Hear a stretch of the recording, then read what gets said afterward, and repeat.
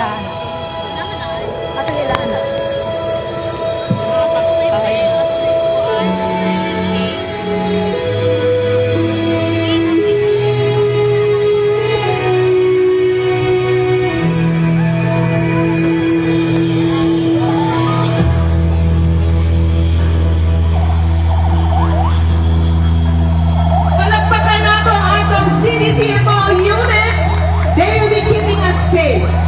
And all our auxiliary team today.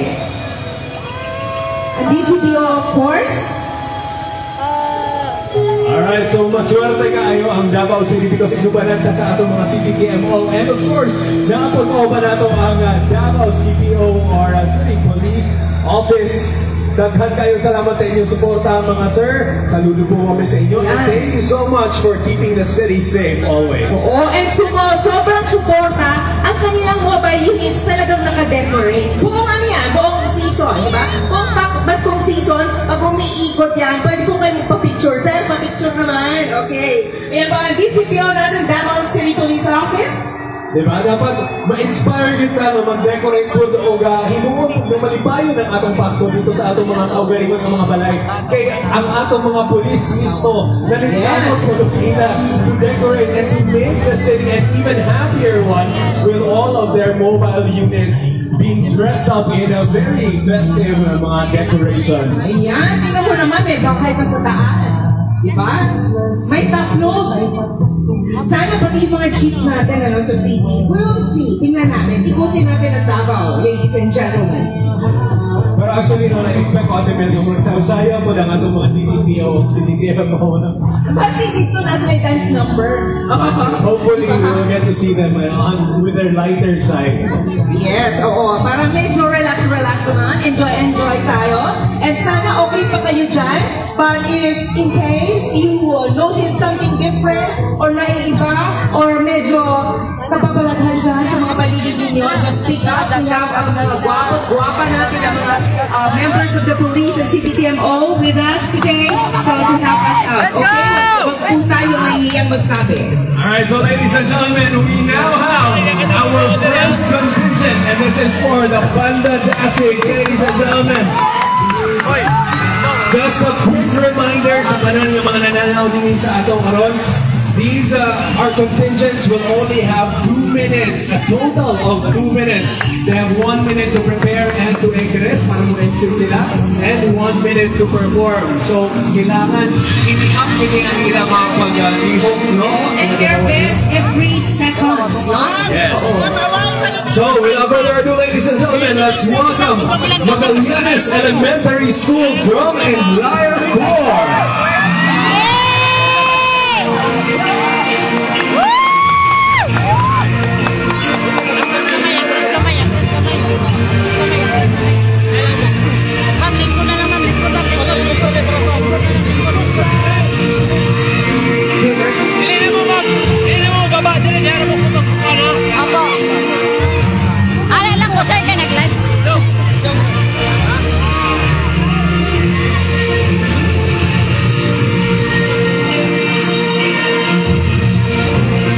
So, kanina to mga contingents, ladies and gentlemen, once ginaa sila ni Misa Roa sa ating they will be performing a total of 1 song only.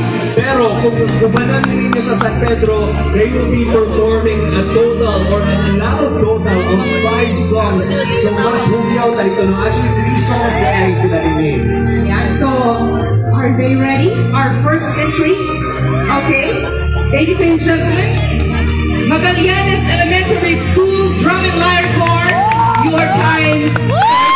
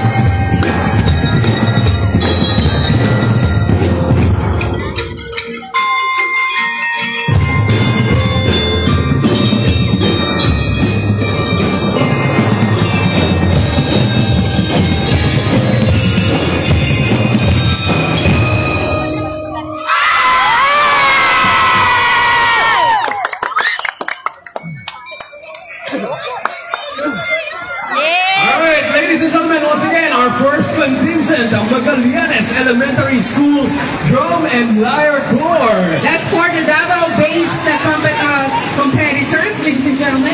And now we will move on to our second elementary school-based category, entry number 2. They have 1 minute to enter and exit, and 1 song to perform right here at Rojas.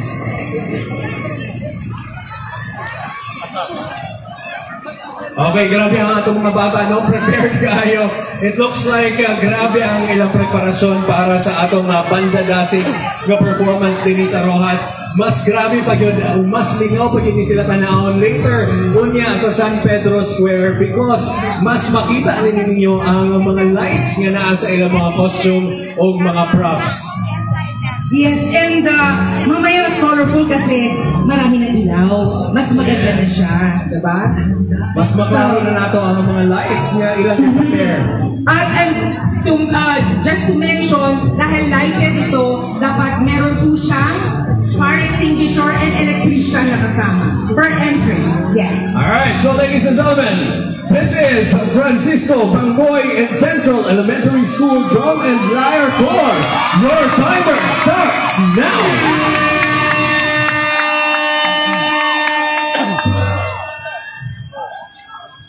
So cute, oy.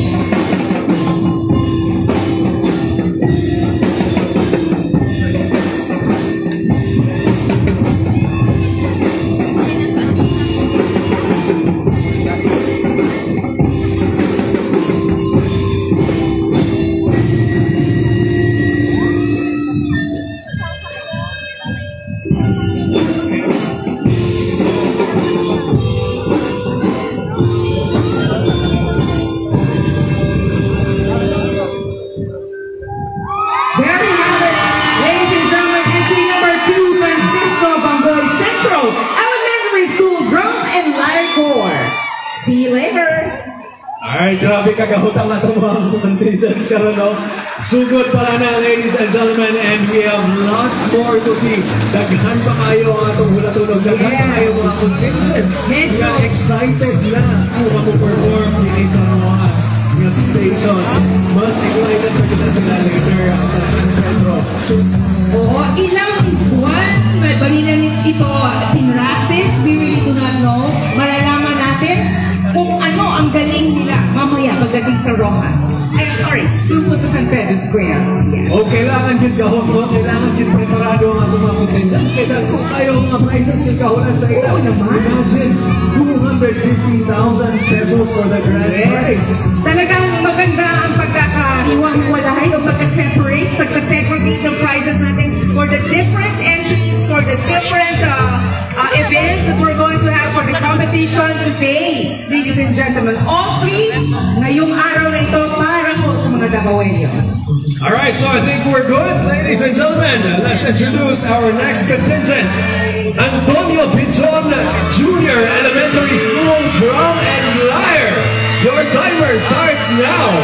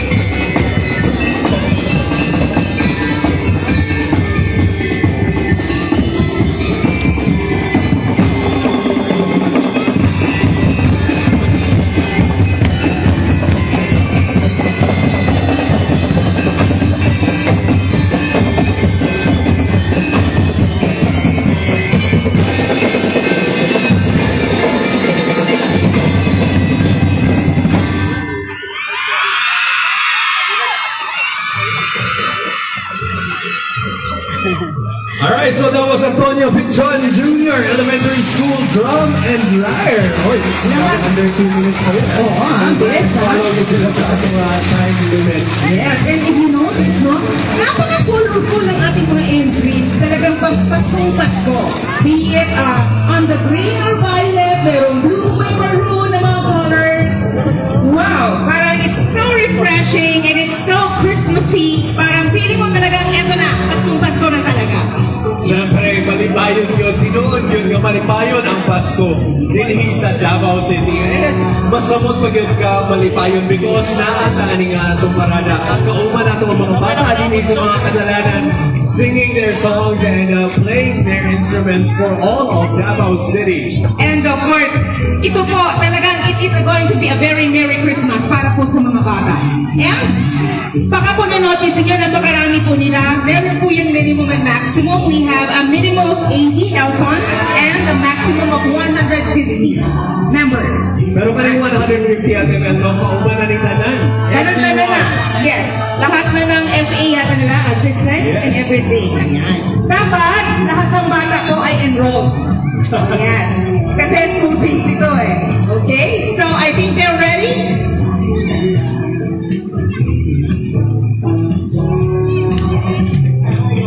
Alright, so ladies and gentlemen, we have a Drum and Lyre Corps of Cesario Villa Aprilie Elementary School.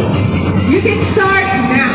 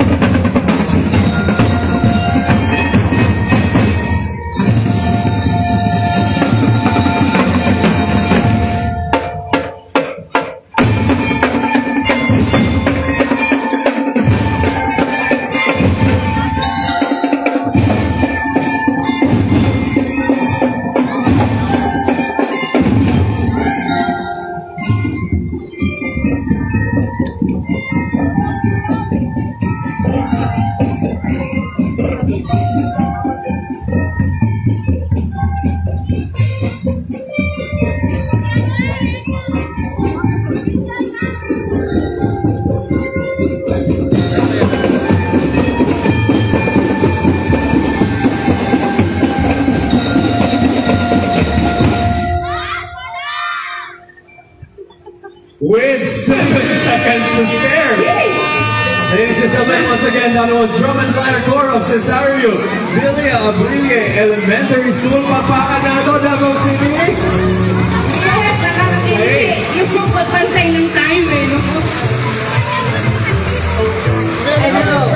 Upcoming is our Our last contingent for this set, because after this, ladies and gentlemen, lahi na po na tumakita dito na po Drum and Lyre Corps.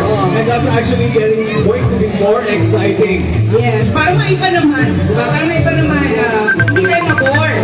Ito naman